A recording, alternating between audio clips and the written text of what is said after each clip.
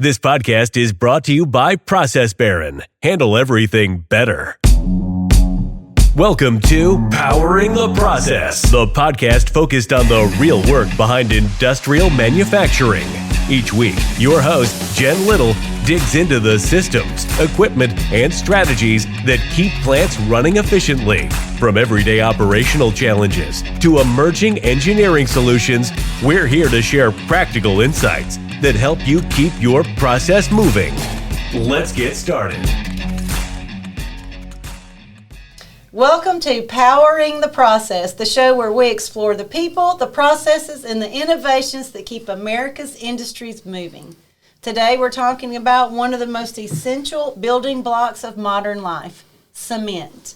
From highways to bridges to skyscrapers and homes, cement is everywhere. It is definitely a major component of our infrastructure. But producing cement is not easy. It's a demanding process that requires precision, reliability, and efficiency at every step. That's where ProcessBarron comes in. Our team designs and delivers solutions that help cement plants operate at peak performance. Today, our guest is Brian Harris. He is a regional sales manager here at ProcessBarron, and he's been here almost 9 years. Around here, we call him the cement guy. So thank you, Brian, for being here today. Thank you for having me, Jen. Of course, of course. So let's go ahead and get started. And can you tell us why everybody calls you the cement guy? I worked for some EPC companies in Atlanta, the big engineered procurement and construction guys that just built cement plants, entire cement plant lines. So that's why they say I'm the cement guy. You're the cement guy. I've been to guy. quite a few cement plants. Okay. So just general question to get started. Why is cement so vital to building America's infrastructure? It's one of the major building components for all things, roads, homes, everything.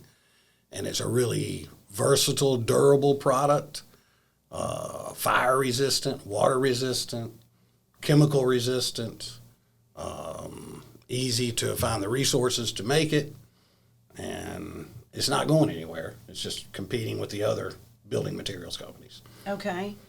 So how does ProcessBarron fit into the cement industry? What do we do for them? Really a lot of different items. We're most well known for our fans and doing fan work at cement plants, but we're doing material handling, drag chains, because there's a lot of material that's getting moved from one part of the plant to the other. So I would say we handle all the feed equipment into the kiln, and then the kiln, we really don't do a lot for the kiln itself, but all the discharge equipment, airflow, all that we're involved in. Then we have some, specialty things that we do that are kind of unique to even ProcessBarron, like a end roll crusher on a clinker cooler. We do a triple gate to feed a raw mill. We can do all kinds of weld repair at a cement plant, very abrasive atmospheres, a lot of things getting worn out. And we do weld repair on the vertical mills, ball mills, duct work, etc. We do a lot of stuff. Okay, so of all the years that you've been here with ProcessBarron, can you tell us of one time that stands out more than the other? Say one example of a major project where we made a big impact for a cement customer. The most recent and the biggest dollar value was the big downcomer duct that we did for a cement plant out in Texas. Mm-hmm. The timeline was really tight. We were worried about it making the timeline. We thought they would give us some wiggle room at the end. They were not willing to give us any wiggle room. But once we fabricated this 13-foot diameter duct all here in our shop in Pelham, and shipped it, one section of duct was shipped per truck, and there were 26 truckloads, maybe more than that with the auxiliary equipment. and it made it on time. And we never got one. We didn't do the installation on this one, but we didn't get one single call about any fit-up issues or anything. It was just perfect. And how many linear feet did you? 320 feet tall downcomer duct. Wow. Yep. That is an amazing project. It was nice. It was nice to not have any issues. Right. I mean, it was just great. And that speaks a lot to our manufacturing facilities too. We had just bought a new press brake roll machine out there that could do up to 13-foot diameter. So it was the first time it really got used, and it was just great. Also, it was stainless steel, marine steel for the hot part coming out of the top, and carbon steel. So it was 3 different steels that we used. And we had a unique design on the expansion joints to avoid the similar metals. You know, you can't have the dissimilar metals, excuse me. You can't have, you know, carbon steel and stainless steel together. Right. Because of the different movements and expansion. So it was a really good project. Sounds like an innovative project. Yeah, we did really well on it. Yeah. So when are we going to do the next one?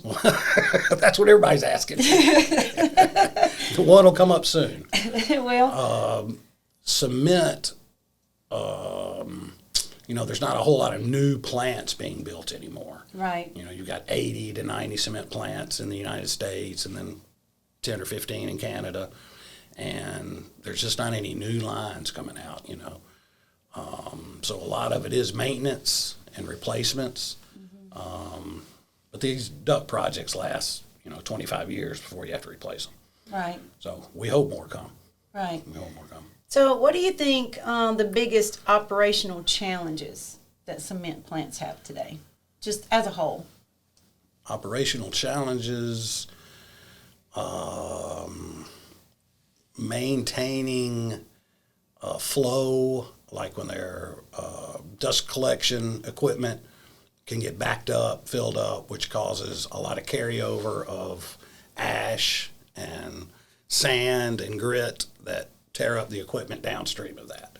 That's their main problem. There's a common issue are these cyclones that get plugged, and then they end up wrecking the fan behind it that's, you know, taking a beating because all of the carryover. So that's just one of the common things. Right. So how does ProcessBarron help the cement plants with issues like dust control and material handling on that side? We're custom manufacturing, so we build a really heavy-duty drag chain conveyor for the dust control, for the discharge equipment. On the air pollution side, you know, we do have some experience with baghouses and air pollution control, and we can help with controls and the compressed air system on baghouses. But really, it's the fan performance that most people think about us.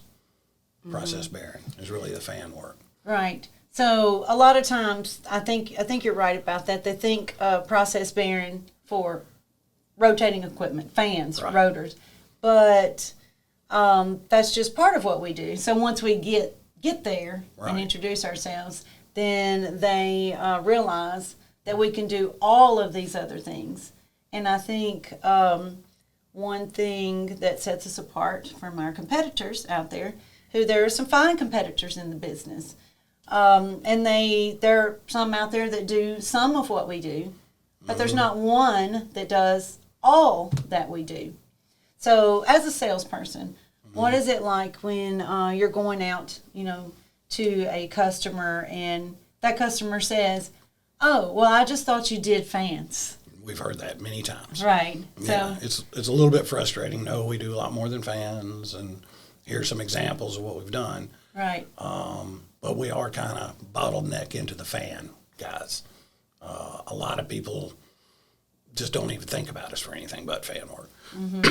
So that's just a tough one you got to get around. Right. You know, you would think that they would come along, hey, they can do material handling and everything, but even after, you know, they still pigeonhole us into fan work. Okay. Yeah.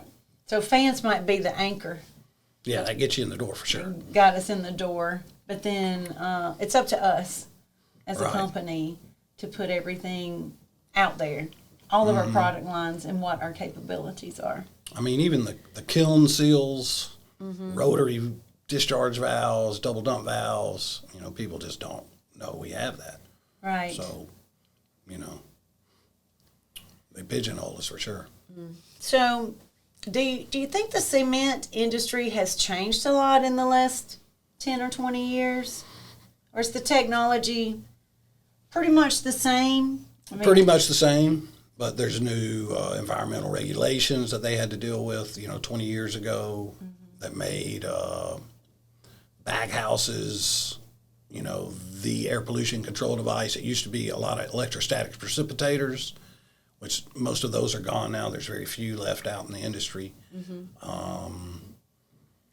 They now have to do this carbon capture, so there's more regulations. So everybody's looking to scramble to do this carbon capture technology, which is unproven. Which company you're going to go with? We don't really get involved in the carbon capture side. Right. But, there's a lot of changes that go on with them. Different mixes for how they're making cement. They're always coming up with new additives to reduce the cost of producing the cement and making it stronger, more compressible, higher strength against compression. So there's they're always changing. Right. So what major changes do you see coming in, say, the next decade or two? I don't know. The carbon capture will still be going on because that's really fresh. And I don't really know what else they're going to be, having to deal with. But I'm sure they can hardly be more environmentally sound. I mean, we're down to 0.00001, grain of emission. I mean, there's nothing. There's nowhere else to go. It can't be totally zero. Right. So. Right. So in the cement industry, where's the heaviest concentration in the United States of plants? Is that kind of a Midwestern concentration? There's a lot of difference. So you have to find the lime deposit, and then everybody starts building around to pull the lime out because that's the basic raw material, the lime.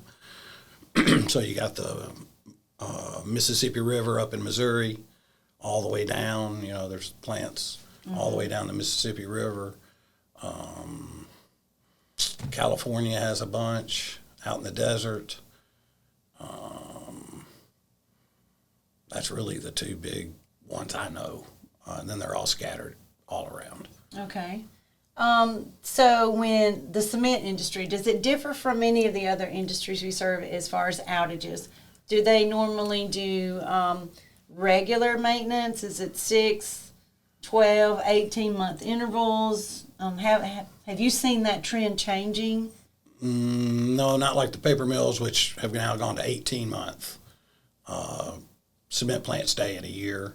They have a big outage every year, either 3 or 4 week outage, depending on the work they got to do. But most of the time, it's at least 3 weeks. Okay. So in the outage with that kind of length, they're really taking everything down from one end to the other. Right. So ProcessBarron can come in and... So the trick is your equipment has to make it through the campaign, which is the outage. Okay. It's got to make it from this September to next September, because that's the campaign. Okay. So the trick is if you put a fan in and it wrecks in 6 months, that's not good. You need to make it through the whole campaign. I gotcha. That's with drag chains. That's with everything we provide. So our custom manufacturing with real concern for wear protection and making these things last, building things like a tank is important. That is a reputation we do have. We need to keep that going. Even on our fans, we make a heavy-duty fan. If it's got wear protection on it, that's more in our wheelhouse than some other folks. Right.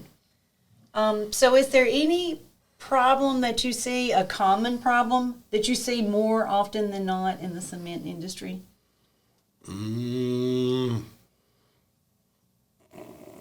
It's going back to those cyclones getting plugged. That's always a problem. It's always on the clinker cooler exhaust, where they're trying to recapture that heat and run it back to the raw mill. And so there's not really a bag house on that. It's just a cyclone. And that's always an issue with plugging the cyclones. Which ProcessBarron solution do cement customers ask for the most? Efficiency upgrades on fans, I would say, is the most. And it happens a lot on the clinker cooler exhaust, which are consistently oversized, and they're running very inefficiently. So they're running at 10% damper open, which is making the fan struggle. And we can come in, right size the fan, get them where they can open the dampers 100%, 90%, and save power. You know, that's where we're mostly called on. That's kind of our niche right there. But we help in a lot of ways. You know, our drag chains really can last through the campaign. We've just got wear protection all over them. We stock all the spare parts, chain, and everything. So, yeah, there's a lot of things we can help with. So ProcessBarron is kind of the one-stop shop. Yeah. Anything except the kiln. Yeah. Kiln proper. Kiln proper. Right. Anything feeding the kiln or taken away from the kiln, we can help. For sure. Well, so thinking about ProcessBarron and new talent coming in. So this is an industry that I think a lot of people in the industry, they have years and years of experience in it. Salespeople, engineers, manufacturing. So I know in the manufacturing side, there's, you know, always faced with kind of growing that new talent. So if there's a young engineer or real ambitious salesperson out there who thinks, you know, this industry, this is something I kind of want to get into. I think I want to get into heavy industrial sales. What's some advice you would give that new energetic person coming into the sales team at ProcessBarron? That you're always learning. You will always be learning something new. You're not going to have it from the beginning. I mean, you just got to be in the plants, finding out what their needs are, and they're always different, and how we can support them. You might not always know, but you can go find out. Right, because ProcessBarron has somebody you can call. That's right. We've seen it before in most cases. Right. Yep. Well, Brian, I have to say thank you very much for participating with this today. Thank you, Jen. And enlightening us about how ProcessBarron and the cement industry work together. It's been fun. Yes. Thank you. Appreciate it. Cheers. Cheers. Bye, everybody.